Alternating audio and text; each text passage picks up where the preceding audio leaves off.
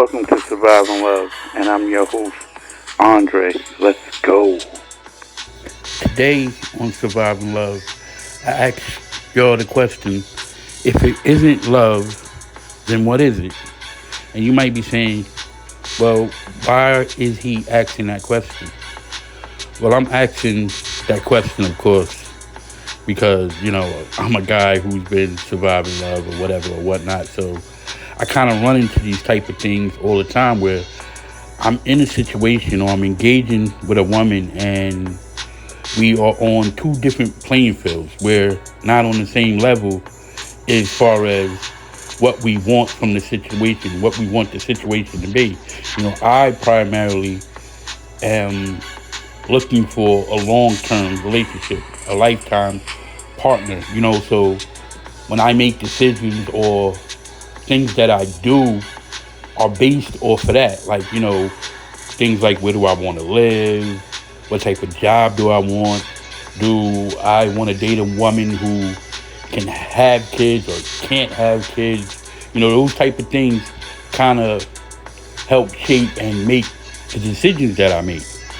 So I say that to say, when you're with a person, you're hoping to find love. If you're not trying to find love, then what is it that you're looking for? Because love and being in a relationship is two different things. Me as a man, I want to love a woman.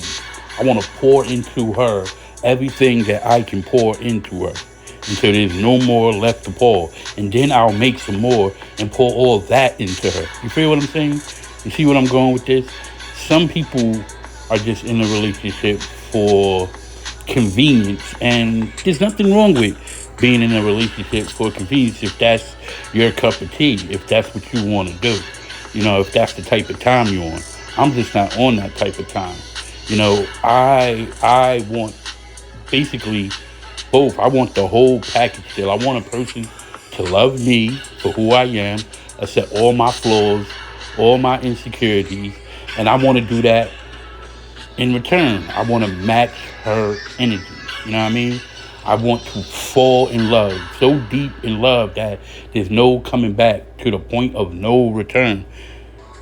That's what I mean. If it isn't love, then what is it? Like, come on, yo, keep it a buck.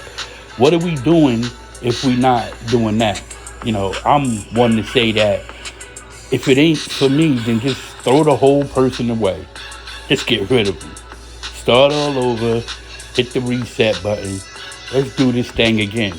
Because in surviving love, the thing that I found out more detrimental than anything is not being able to get the time that you put into with a person. It's almost like an investment with no return.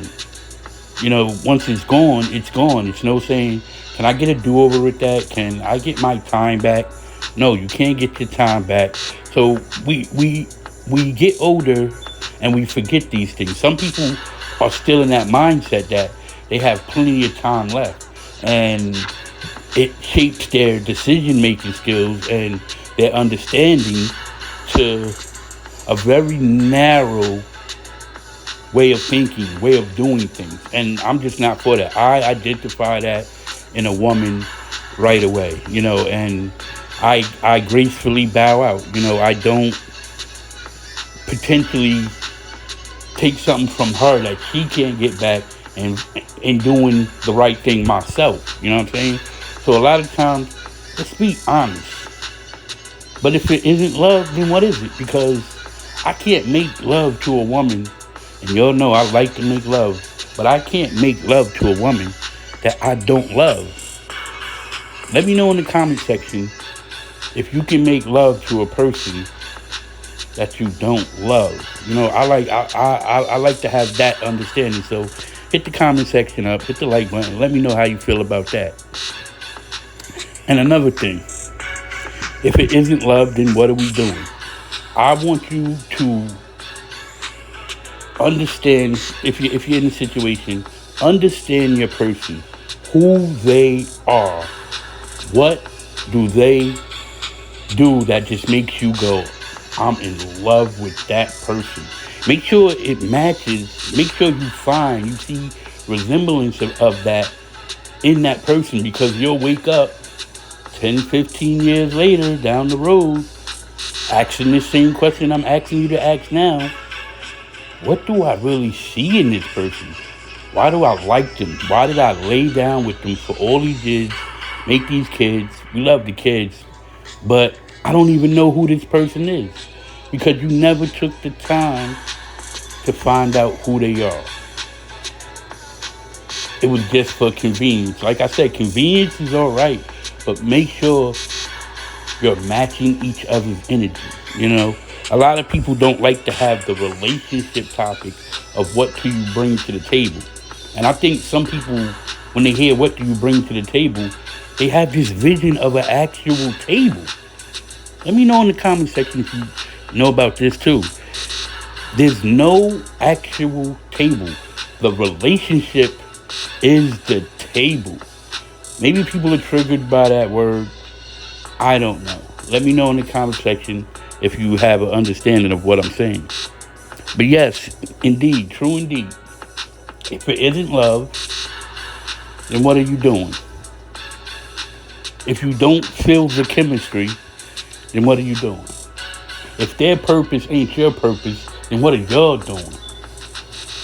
You know, in surviving love, we don't want kids to not grow up with both their parents.